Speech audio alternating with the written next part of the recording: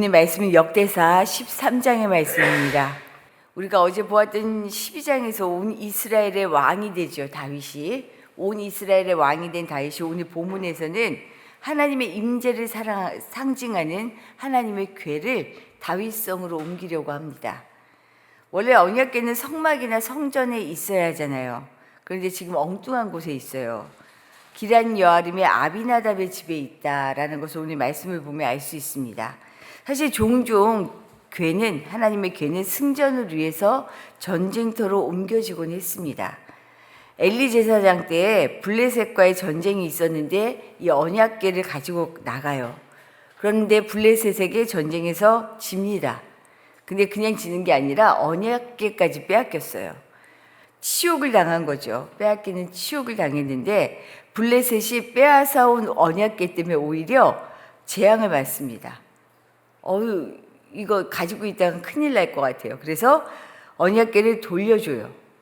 돌려주는데 베스메스에서 궤를 수레에 실어서 언약궤를 돌려줍니다. 이때 기럇 여아림 사람들이 이 수레에 실린 언약궤를 받아서 아비나답의 집에 두는데 이것이 실은 계속 방치가 된 거예요. 거기에 두고 지금 끝나 있는 상태입니다. 이때 다윗이 왕이 되자 가장 먼저 이 하나님의 궤를 옮기려고 하는 거예요. 그럼 왜 그동안 그냥 두었던 언약궤를 굳이 다윗은 옮기려고 할까? 그 이유가 오늘 3절 말씀에 나와요. 우리 3절 말씀 다시 한번 읽어보겠습니다. 우리가 우리 하나님의 궤를 우리에게로 옮겨오자. 사올 때에는 우리가 궤 앞에서 묻지 아니하였느니라 하매. 하나님의 궤는 말 그대로 하면 사실 나무 상자예요. 나무 상자에 불과합니다. 하지만 이 상자는 하나님의 임재를 의미해요. 어떻게 보면 그냥 나무 상자인데 여기 하나님이 계신다. 오늘 6절 하반절의 말씀을 제가 한번 읽어드릴게요. 6절 하반절입니다. 여호와 하나님의 궤를 메어오려 하니 이는 여호와께서 두 그룹 사이에 계심으로 그러한 이름으로 일컬음을 받았더라. 언약궤는 하나님의 발판이다라고 불렸습니다. 그런데 그 이유가 있어요. 이 언약궤 위에 날개를 펴서 덮고 있는 뚜껑, 그 위에 두 천사, 그룹이라고 하죠. 그 사이에 하나님이 계신다라고 믿고 있었기 때문이에요. 그래서 하나님이 뚜껑 위에 그 두 그룹 사이에 계시고, 그래서 그 밑에 있는 이 언약궤를 하나님의 발판이다라고 이렇게 얘기했죠. 문제는 뭐냐면, 중요한 것은 뭐냐면 바로 이 언약궤가 하나님의 임재를 상징한다는 거예요. 그런데 오늘 말씀을 보면 어때요? 아까 다윗이 사울은 이 하나님 앞에 나가지를 않더라.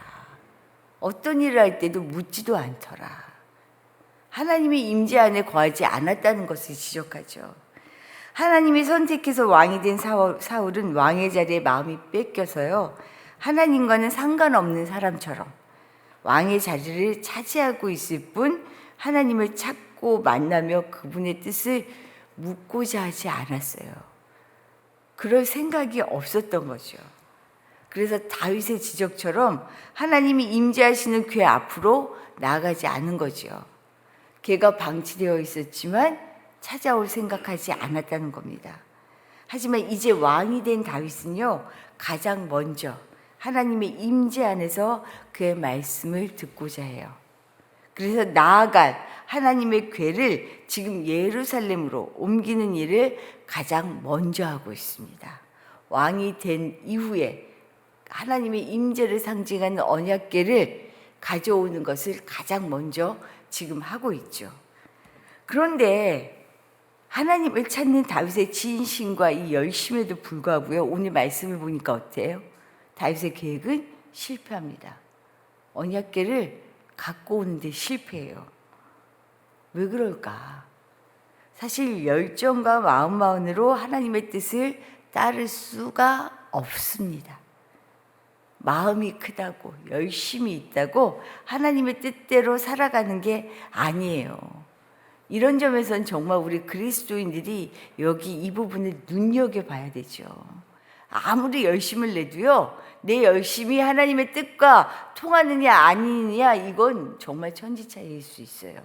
이런 점에서 오늘 말씀을 통해 어떻게 하나님을 따라야 할까라는 것을 살펴보려고 합니다. 첫 번째 말씀이에요. 늘 드리는 말씀인데, 목적이 옳은 일은 방법도 옳아야 합니다. 하나님의 궤를 다윗성 예루살렘으로 옮기는 일은 하나님의 임재 안에서 모든 일을 하나님께 물으며 그 뜻을 따르고자 하는 목적에서 시작되었어요. 그리고 이 일을 진행하는 과정 역시도요, 다윗은 혼자 독단적으로 실행하지 않습니다. 1절 말씀을 보면 천부장과 백부장은 물론 모든 리더들과 만나서 의논을 해요. 그리고 궤를 옮겨오기로 함께 결정합니다. 뜻도 같이 모았어요. 그리고 온 이스라엘 백성들에게 선포하면서 실제 좋은 계획을 실행하기도 합니다. 여기까지 보면 뜻도 좋고 과정도 좋아요. 그런데 궤를 옮기다가 지금 엄청난 일이 벌어지죠. 기돈의 타작마당에 이르렀을 때 갑자기 수레를 끌고 가던 소들이 놀라서 뛰는 거예요. 궤가 떨어지려고 하니까 어때요? 운반 책임을 맡고 있던 우사가 손을 펴서 이 궤를 붙드는 거예요. 떨어질까 봐 겁이 나서. 이것 때문에 그런데 하나님이 진노하십니다. 거기서 우사는 바로 죽어요. 하나님의 궤를 옮기다 이런 일이 일어났으니 분명 어떻겠어요? 사람들은 이거 하나님의 노여움을 산 거야. 겁이 나죠. 다윗과 온 백성들은 두려워서요, 궤를 더 이상 옮기지 못해요. 멈춰버립니다. 그냥 오벳 에돔의 집에 궤를 두어버렸어요. 결국 석 달 동안 옮길 엄두를 못 내요. 그러다 이제 15장 말씀을 보면 결국 다시 궤를 옮기게 되는데요. 사실 하나님의 궤를 떨어뜨리지 않기 위해서, 잘 옮기기 위해서 우사가 그렇게 한 것이 그렇게 큰 잘못일까요? 궤를 잡은 것이 죽을 일일까요? 사실 좋은 목적으로 시작된 일이지만 온 이스라엘은 그들의 잘못을 지금 인식하지 못한 거예요. 블레셋이 궤를 빼앗았다가 다시 돌려주었죠. 돌려줄 때 수레에 실어 보내왔어요. 그래서 이스라엘은 그걸 기억하면서 어떻게 보면 이번에도 궤를 수레에 실어서 옮기려고 했던 것 같아요. 수월한 방법을 선택한 거죠. 그리고 그렇게 해서 됐으니까 별 문제의식을 느끼지 않았던 것 같아요. 그러나 궤는 수레에 실어서는 안 돼요. 하나님께서는 궤를 옮기는 방법을 이미 알려주셨어요. 궤는 메고 가야 합니다. 이미 처음부터 방법이 틀렸던 거예요.